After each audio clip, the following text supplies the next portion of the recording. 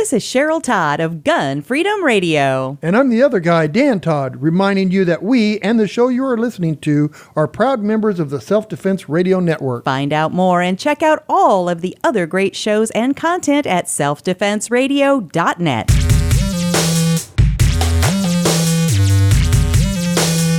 Welcome to Unload and Show Clear, the podcast about all things IDPA.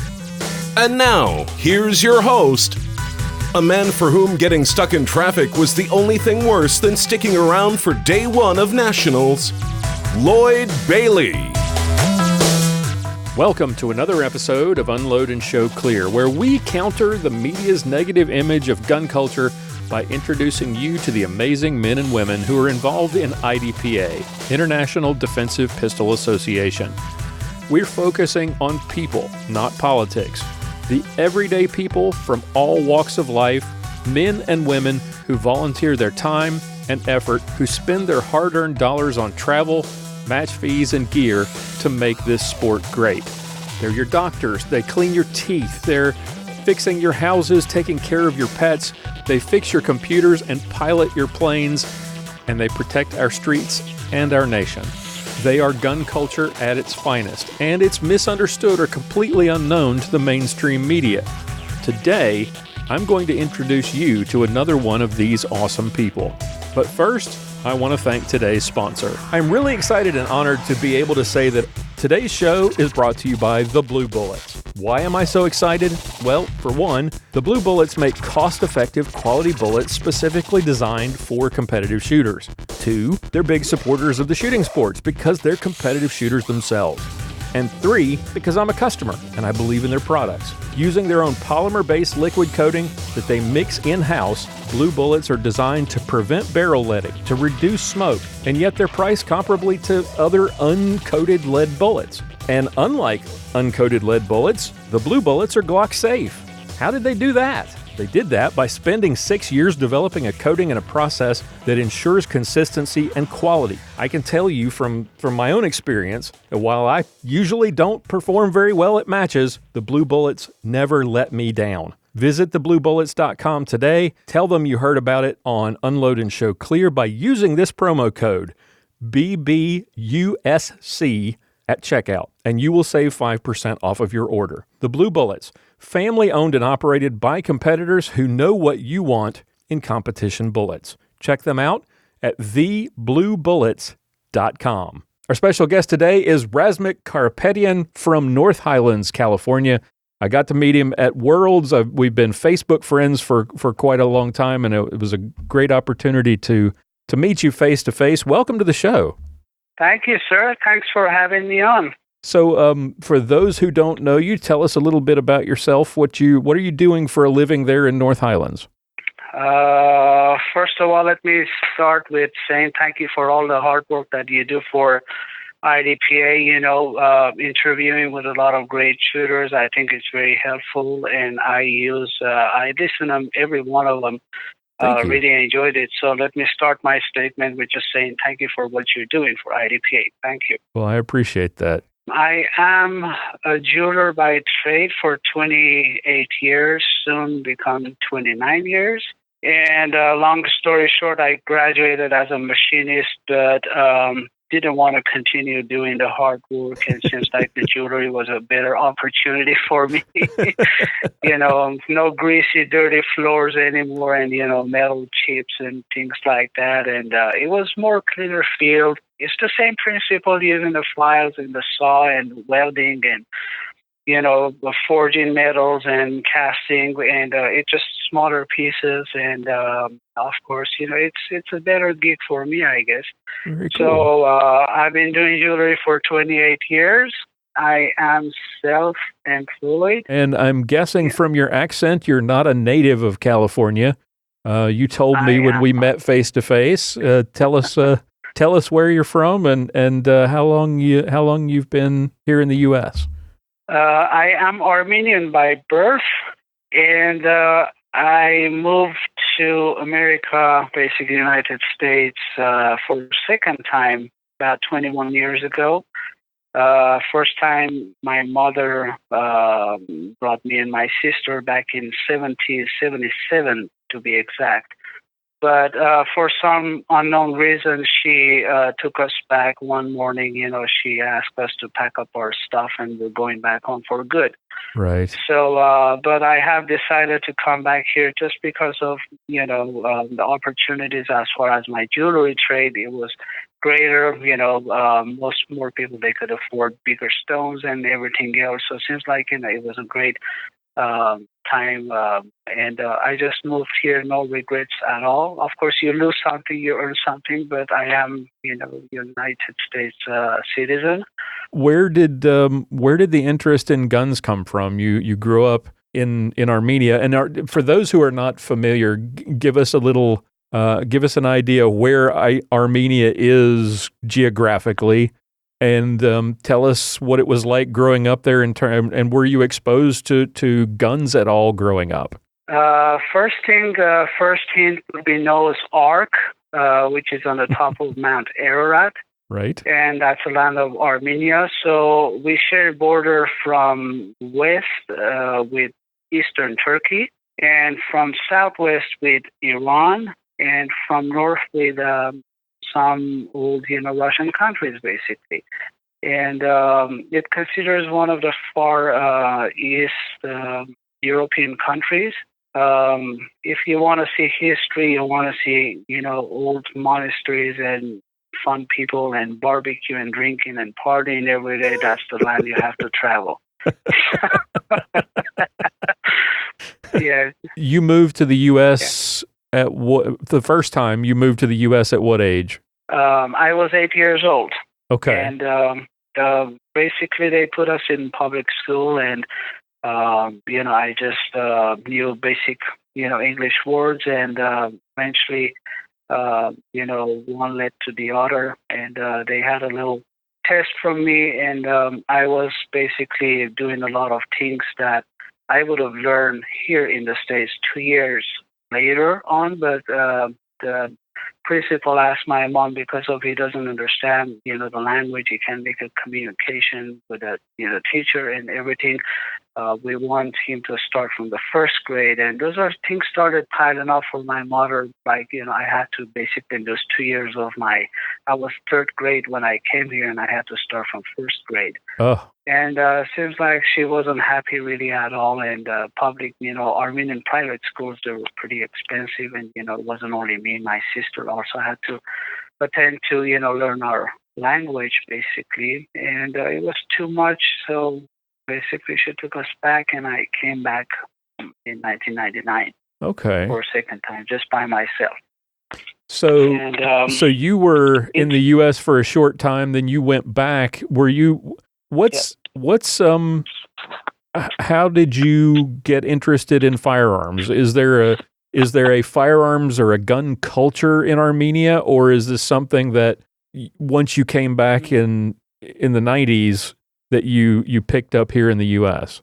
So the first gun that I actually physically touched it was in hidden in our closet. My mom had a little safe box, I would say, and then we had a pistol in it.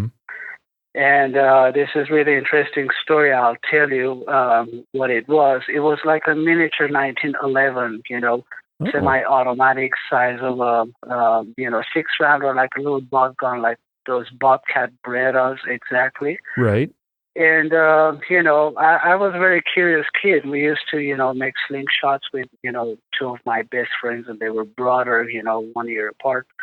And basically, as soon as I found that it was a blue box, and it wasn't like a Tiffany blue box, but it was like a navy, blue box, and I opened up, and there's a pistol right there. So everything I did, I played very safely. So anyway, I took it out, and there was 2 magazines, and there were a couple of boxes of ammunition. And the first thing got my curiosity was there was like 25 caliber size of little tiny pocket right gun. So the ammunition, they didn't have any projectiles on them, and it was like filled with some melted wax. Some of them, one box was like green, some of them was like red. I guess they were like color coded. So I didn't know what it is. And the second thing that I noticed, the end of the barrel, it was like plugged. Like, the fake toy guns that you buy from the store, they have this orange kind of a thing on the end of the barrel. It was like completely. And I actually used a pair of pliers to, open it up, and it didn't work. So I dented the gun right away. And the third interesting thing about that little pistol, on the left side and the right side of the front side, there was two angled drill holes, like a snake head kind of a look. It was like a nasal passages. So I ran into my friends and okay, we have this, and I don't know what it is, and we started, doing some experimental work and libraries, because the instruction was all in German and we couldn't understand a word. And basically, we decided after 2 weeks, we had no clue what it is, but let's fire it. Oh boy! I was 8 years old. This is 1976 or 78. So anyway, we took it up to the roof, and making sure we didn't have anybody watching us. And of course, I had the first privilege to pull the trigger because I was it was my father's pistol. And I hold it up straight to the air, and I'm like, oh God, oh God, oh God, let's do it. And I didn't have the guts to do it. So I handed it to, the younger brother of those two friends of mine. And he did the same thing. He couldn't pull the trigger, and we end up to the, older brother, and he finally fired the gun. And we're like, okay, cool, this is great. So it was, we all did like two each. And, within seconds, we realized we can't see anything, and we're like in enormous pain. So long story short, that gun was the pepper spray of the 1960s. Oh. So it was, so those projectiles, basically, it didn't have any, like a projectile. It was like covered with green and red wax. Seems like it was color-coded for mild and, like a very super spicy, pepper spray grade. Oh. So you could use it as a self-defense in a room. It was shooting straight to the intruder. And we're in the open area, basically up in the roof, and then we got sprayed. So I got sprayed. I sprayed myself, my friends, when I was 7 years old. Oh, man. So, yes, sir. I mean, we're just crying up there, and I was hoping my mom wouldn't, come up and see us. What we did, we couldn't see anything. I remember that clearly, vividly. But anyway, and after that, I was Boy Scout and attended to some... So wait, you didn't get caught? Yes. No, not at all. Everything we did, it was like pre-calculated. And we were like, dead on our games. Your mom didn't wonder why your eyes were watering so much? Yes, sir. I mean, we couldn't see each other. Like, where are you? Where are you? We're just like spinning around, and we're looking, where are you? We couldn't find it. I played with that pistol for a long time. I broke the slide, and I was looking for some machine shop so they could weld it, and finally my mom realized what happened, so she threw it away or give it to someone else. So I wish I had that gun. It was like a family heirloom to me. It belonged to my father. So wow. Yeah, I was 7 years old, sir. Yeah. But the country, it's not like the United States. I mean, we really are fortunate to, having a collection of guns, and you just, purchase what you want almost. But basically, just the hunters, they have limitation to, have a hunting guns, mostly Mausers. Right. So I shot a few of those when I was like 10 years old, 11 years old. And when I attend to service, which is mandatory, when you turn 18, you have to turn yourself into the service. Now that was a great gig for me, someone that likes firearms. I had two fully automatic machine guns signed to me in my ambulance. I became a medic, but I had a Heckler and Koch G3, was shooting .308 NATO, 20 rounds gun. It was just like awesome. And original Russian AK-47, they just signed to me, and then after 2 years, of course, we returned it back. But that was fun. I mean, I shot a lot of anti-aircraft things, and RPG 7s and doing those things were really, really powerful. So I really like and purchased my first pistol. It was a revolver, actually. It was a Ruger SP01 in 2011. Mm-hmm. And it just things started, from, becoming a concealed carrier. And then I attended some classes and, every month purchasing another firearm. And, that's how it started, right? Right. You can't work harder, buy a gun. Right. You can't own just one. Yeah. Yes. Just we have gungasm. With this group of people, we all have this gungasm. We can't stop it. We got to just buy one and, add to the collection more and more. So you moved back to the U.S. in the late 90s. You were what at that point? 20. How old were you? 28 or 9. 28, 29. Yeah. How long after that before you became a citizen, or you were able to purchase a firearm for yourself? Was 2011 as soon as you could do it, or what was the impetus to go out and buy that Ruger? So I guess when you have your green card, I'm not quite sure because I completely moved here. I didn't move as a refugee. I just moved to the States. Right. And so I was, legal resident, and I was, having a driver's license and all the legal documentation. So I was able to purchase my, firearm. It just seems like my mind was wrapped around some other hobbies that I had. I was doing a lot of hiking with a group of people. We're just all traveling and hiking and doing a lot of campings and road trips. So I was disconnected completely with firearms until I decided, okay, I have a jewelry store which I opened in 2010. Right. And seems like it was a good time for me to, carry something because, you never know.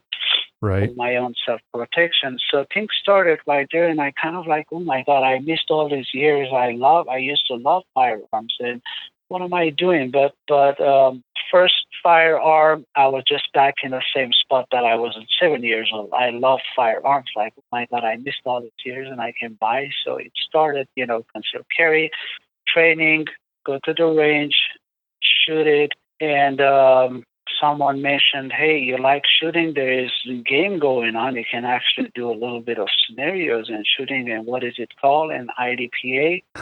A few YouTube videos, and you know how it started. We're already hooked. I did my first match, and let's not talk about how awful it was. Oh, no, we got to talk about that. I enjoyed every minute of it. It was great.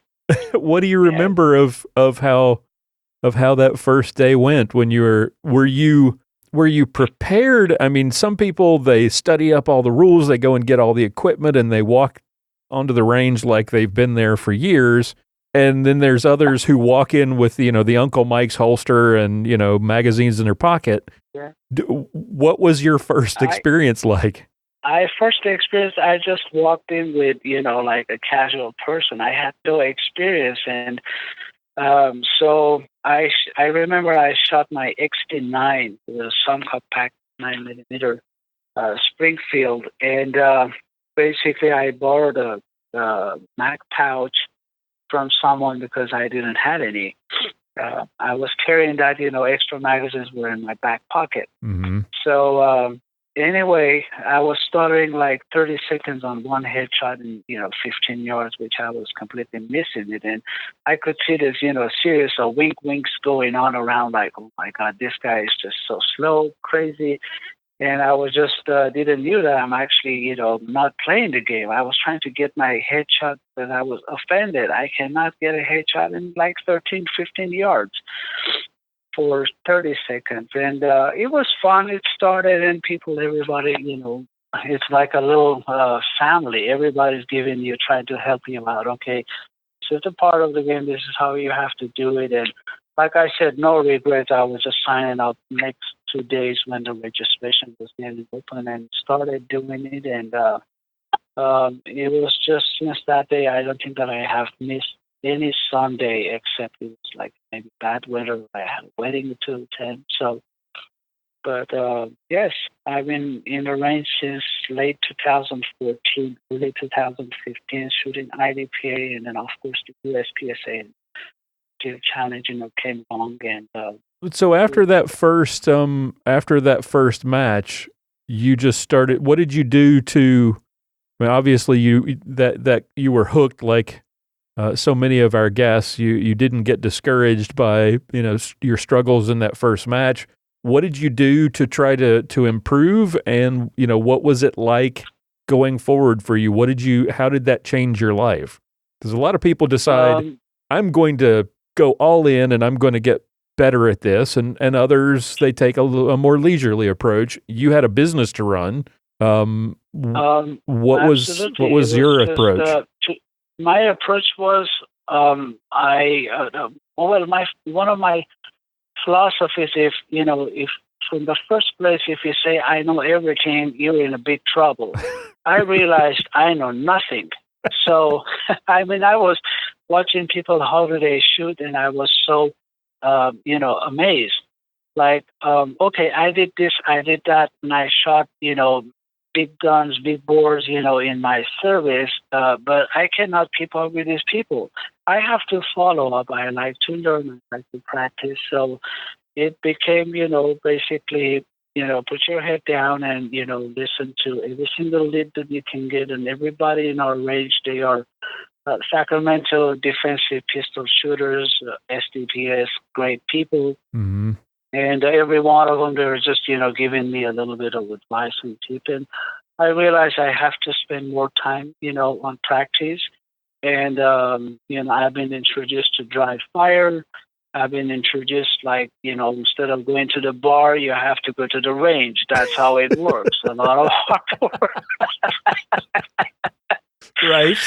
So, yeah, absolutely. So, I realized I know nothing about this, and I want to be good at it because I realized in the first, trigger pull, this is going to be my hobby. Yeah, I love this, and I'm a very outgoing person. So, the range, the conditions in the range, the gunpowder, everything is just perfect for me, just like I'm built for outdoors. So, I just started following, watching who does what, and I didn't have any, proper training, or friends, and basically I was just, doing my own practice and baby steps and watching all the, great shooters in our range and bits of pieces, Right. But yeah, that's how it started. I realized, okay, I need one gun to dedicate, and I was, following Bob Vogel, and he was shooting Glock 34. Mm-hmm. So I went to the store, I picked up that gun. It felt like, a pair of comfortable pants or sneakers, okay, this is good for me. I don't want anything else. I decided to shoot a gun with no external safety. Mm-hmm. And that was just perfect for me. I started, I decided I'm going to make really, my philosophy still is like I need to master this gun. So how long after that first experience before you decided, I'm good enough, I'm ready to try one of these sanctioned matches? I would say a year and a half later. Okay. I shot our monthly matches are every Sunday, and we do have, we're really blessed to basically have a facility of 852 acres of heavenly goodness. I mean, we have 1,000-yard rifle range, just name it, everything. We have 200 yards, rifle range that starts from 100 to 1,000. We have 8 bays of 50 yards deep, and we don't have a cowboy town, which it gives us more opportunity to do our one of our best competitions in California. I'm sure you heard about it. It's called the Western. Mm-hmm. Was the Western the first sanctioned match that you? First, yes, that was my first, and it was always between September and November. It depends on the schedule. Mm-hmm. And I have decided to sign up. I knew I'm not ready for, but I signed up, and I shot the match. It was horrible. I was kind of embarrassed penalties after penalties. I was just not playing the game. I was just more focusing on get my, hits. And of course you have to turn. And, back then, we had this tactical sequence and I was missing all of those things. Remember? Yeah. I'm so glad they got rid of that. Yeah. But it was just a great, fun environment for me to be. Okay, this is the way I have to be with the better ones, so I can learn how to, become better. And the first match, I think I finished like 198th place out of 350. And of course, we had all this great, gunslingers coming from, different, states. And I was just so amazed watching them, how they perform. Same stage. I mean, they were like doing 1/3 of the time that I was doing, all down zeros. And but it was just a good learning point for me. Okay, you got to do the same thing. You have to practice so you can become one of them. Close the gap as much as possible in a good way. Not I'm not envy of anybody. Just that person is good because practicing. It was just so obvious. So right. There wasn't any other gig for me. Just range. All my leisure time was spending in the range. And what is your favorite division? What division are you currently? Are you still shooting the Glock 34? And are you shooting that in SSP or ESP? Basically, I'm shooting ESP, but my Glock 34, which I decided basically, make master with this gun. I installed a magwell and I removed the magwell because I realized, okay, I'm shooting this gun in USPSA and in SSP and ESP, basically just the one gun that I shoot for everything I do. I want to get better with that particular gun. That's my goal. So I'm shooting ESP, but I can switch to SSP if the match hasn't started officially. Right. It's just I have about 80,000 rounds into everything. It's stock. So there's nothing special about it. It's just like a perfect worn-out gun that you pull the trigger, you would love it. 1.3 pounds of trigger pull. It's just great.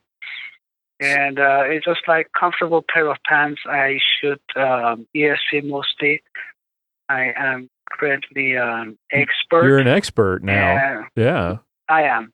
Yes, it's been 2 years, I do believe, that I became an expert. I just shot expert in classification, and I decided to have that. But how have you found competing at expert? I know that's you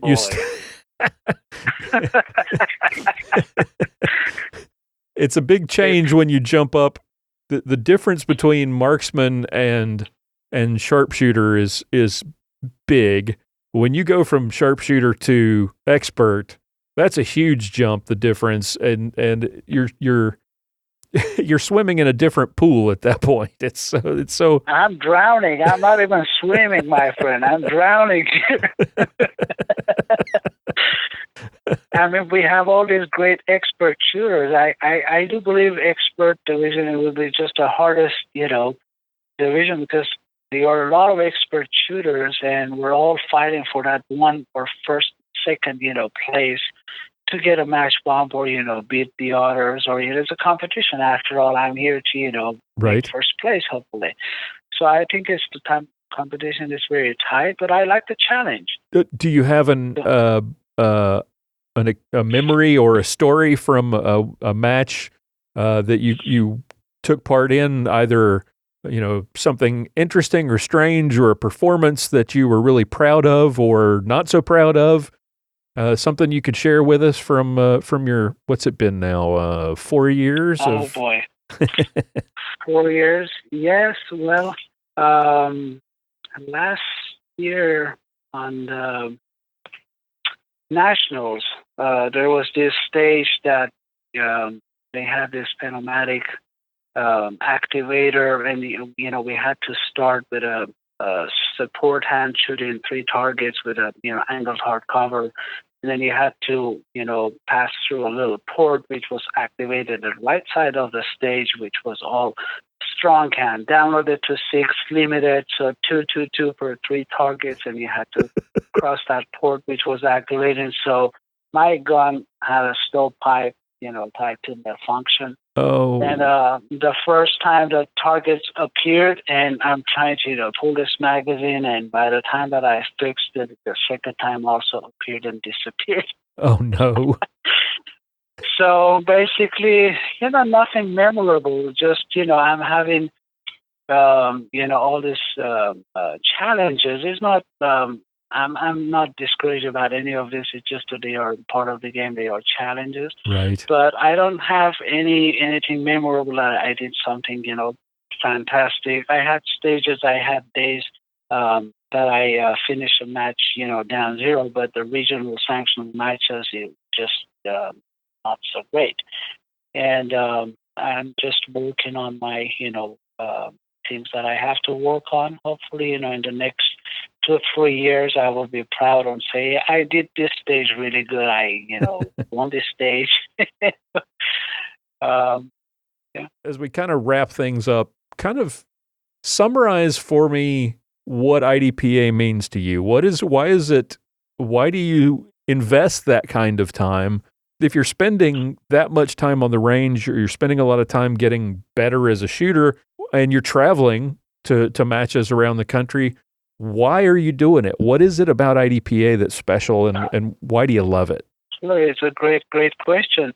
But let me make a correction. I'm not just traveling for, competing. I also travel for volunteering, working the match as a CSO. Right. I have done 2 Washington states with Marty Hayes. And basically, it was great. We just instantly became, with everybody, good friends. I did a Colorado, Rocky Mountains. I worked at the match last year. I volunteered working this year on May. And hopefully, Seth Hayden would be okay because I already volunteered. I want to work in the Nationals this year, too. So I like to travel, shoot, and I like to also work at the match because I think it's part of my duty. But going back to your question, some people like read books. Some people like to play, PlayStation games. To me, this is a very good, healthy environment. Every single person that I know, just like yourself, they are all, super nice people, pleasant to talk. It's just a great environment that I couldn't find that, and I also play music, but the music gig, it's a little bit different, Right. What do you play? You play Epiphone, I have a Gibson. It's just different. It's all mine's better than yours, but we don't have that in IDPA. I couldn't find that. It's just everybody's super nice. And I remember Mandy Bachman, she said it's just like a big family. Anytime you walk in any, state, in the interview that you had with her, she stated that, I already know a bunch of few people. I can just walk and, say hi or know someone in the, state. Same thing to me. I'm just making great friends. And I cannot describe it why I like it, but I just like it. It's just like, I'm hooked. I don't travel for shooting USPSA, but I do 100%. I'm committed to IDPA. There's something special about that sport. I like about it. I hope I like to invite everybody next year, people attending to our Western, 2020. We like to see, kind of in a fight in California. And it would mean a lot to us that we travel other states, shoot some other, sanctioned regional matches. And we like to see more people coming to California and, spending the weekend shooting 2-day match with us, which is a tier 4 match, obviously. And, right. It's just, we're just trying to do whatever we can. I hope we see you on the next year on the, Western. You have a place to stay. Don't worry about it. I just love IDPA. Just for some reason, this is my gig. I cannot describe it why, but I like it. Well, very good. Well, Razmik, it was great to meet you at Worlds finally and be able to put a face with the name. And I appreciate all the nice things that you've said and your support for the show. And I really appreciate you spending some time with us here. And I look forward to seeing you again in the future on the range. Same here. I appreciate that. You're doing great, and we'd love to support you. And I appreciate for your time and having me on your show. Thank you very much.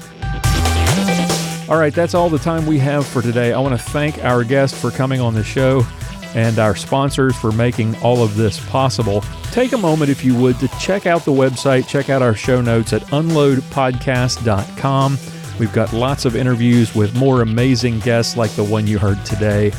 Join our Facebook group at unloadpodcast.com/Facebook for all the latest updates and to connect with other fans of the show. And if you'd like to support the show, we sure would appreciate it. Consider becoming a patron at unloadpodcast.com/extra. I've got some full-length interviews and special content available there exclusively for patrons as well. And if you know somebody or you yourself would make an interesting guest for a future episode of Unload and Show Clear, please contact me at lloyd@unloadpodcast.com or click on the contact page on the website and send us a message. We'd love to hear from you. Tune in again next time for another episode of Unload and Show Clear.